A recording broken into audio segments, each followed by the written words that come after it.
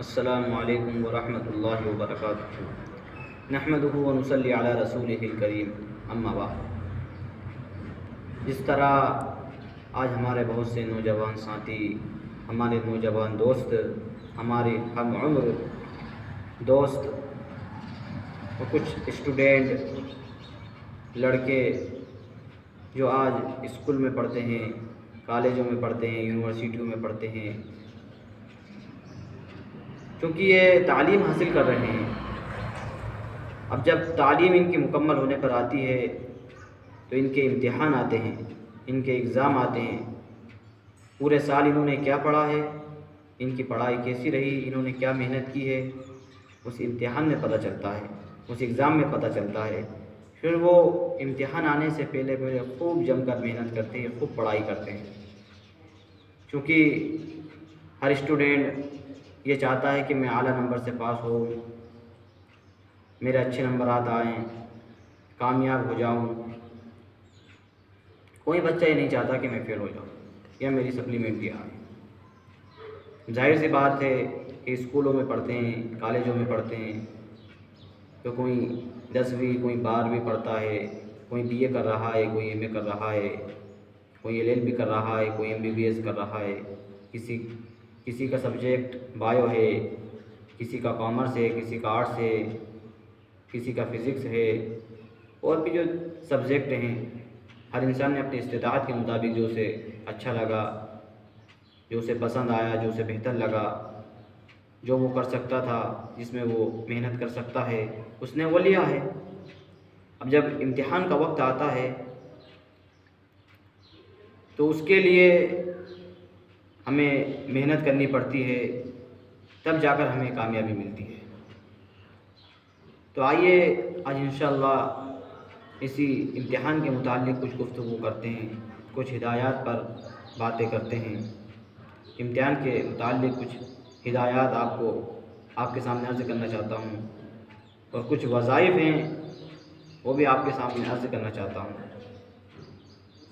इस तरह अल्लाह रब्बुल इज़्ज़त ने नमाज़ों को फ़र्ज़ करार दिया है, तो हर स्टूडेंट को, हर आक़िल बालिग़ को, हर मुसलमान बच्चे को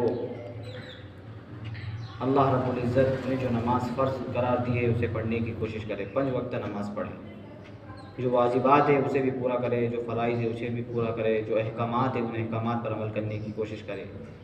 क्योंकि अल्लाह को अगर राज़ी करेंगे, अल्लाह की इबादत करेंगे, तो अल्लाह रब्बुल इज़्ज़त हमें कामयाब फरमाएँगे।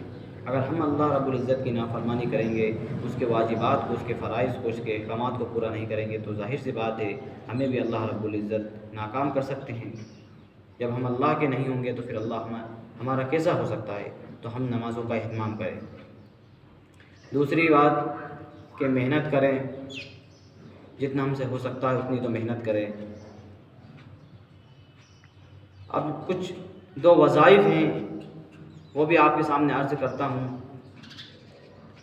कि इम्तिहान का जब वक्त आता है, इम्तिहान का जो टाइम आता है,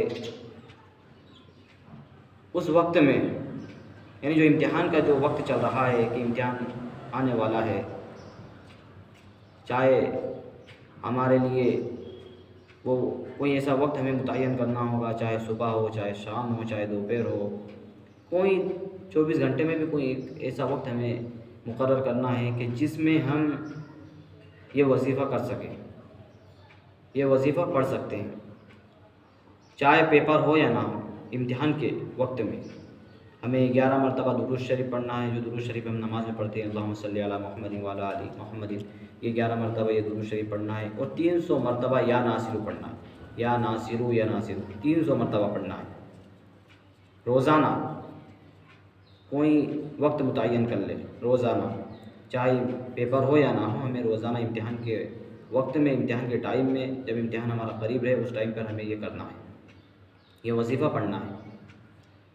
दूसरा वजीफ़ा कि जिस वक्त हम पेपर देने जाएं, जिस दिन हमारा एग्ज़ाम रहे, जिस दिन हमारा पेपर रहे, हमारा पेपर हाल में जाने से पहले पहले, यानी जब हम पेपर हाल में पहुंच जाए या पेपर हाल से पहले ही जब पर्चा हमारे हाथ में ना आए, हम पेपर देने गए, हॉल में जाकर बैठे, तो पर्चा आने से पहले पहले हमें ये पढ़ना है। क्या? 3 मरतबा दुरूद शरीफ पढ़ना है। अल्लाहुम्मा सल्ली अला मुहम्मदिन व अला आलि मुहम्मदिन कमा सल्लैता अला इब्राहीम व अला आलि इब्राहीम इन्नका हमीदुम मजीद। 3 मरतबा ये पढ़ना है। उसके बाद हमें सूरह अनफाल जो 90 पारे में है, सूरह अनफाल जो 90 पारे में है, आखिर के पाव नवा आखिर यानी 10वां पारा जब शुरू होता है उससे आखिर 4-5 सब पहले सूरह अनफाल शुरू होती है 90 पारे में। जब 9वां पारा ख़त्म होता है और 10वां पारा जब लगता है तो 10वें पारे की चौथी सब के अंदर फ़इन्ना हस्बकल्लाहु हुवल्लज़ी अय्यदका बिनस्रिही व बिलमुमिनीन 7 मरतबा हमें ये दुआ पढ़ना है।